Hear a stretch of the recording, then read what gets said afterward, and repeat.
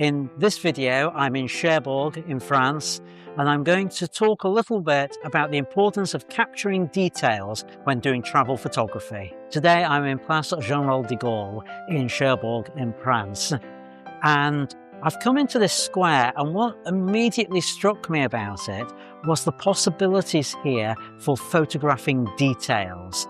The obvious thing is the fountain that's behind me, but there's lots of other things which will open up some great possibilities for details. I'm going to take the camera off tripod and show you some of the things which I think will make great shots. Well, let's start off with the obvious, which is, of course, the fountain here. And the natural thing when you photograph a fountain would be to capture the whole thing. Now, that's important, but think about the details that are on there, particularly the little carvings on the side of it. And what about the top section just by itself? That will make for some great detail shots. Over on the other side of the square, we've got some shops.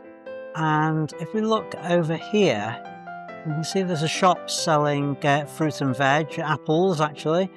And I think there's some great possibilities for detail shots there. Next, think about the buildings and the windows. Windows by themselves are great flavour shots for travel photography, and just to sort of give a feel for the location where you're at. So there's some good possibilities over there. As we move round along the square past the fountain, here's perhaps one of the most interesting locations for details.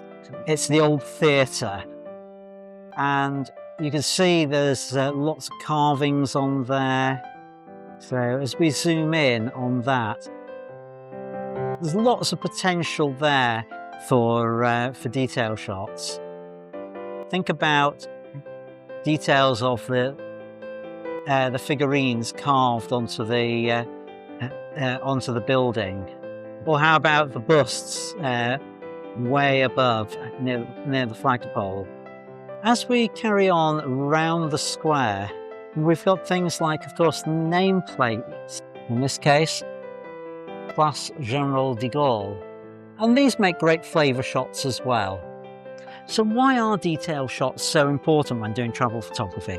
Well, if you think about travel guides, in the margins there's quite often just these little, what I call them flavour shots of a location, and the details often tell you so much more about a place than the large vistas. Not only that, if you're putting together a slideshow of your images or showing images of a trip, it's nicer for the viewer to see a whole range of travel images.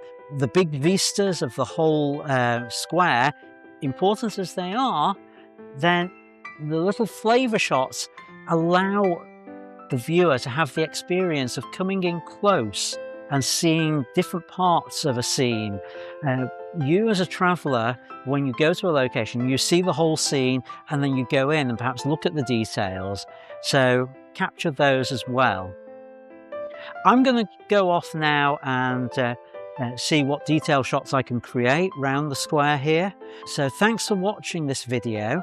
Please subscribe to the channel and I'll see you next time. And until then, keep making great photographs. Bye-bye.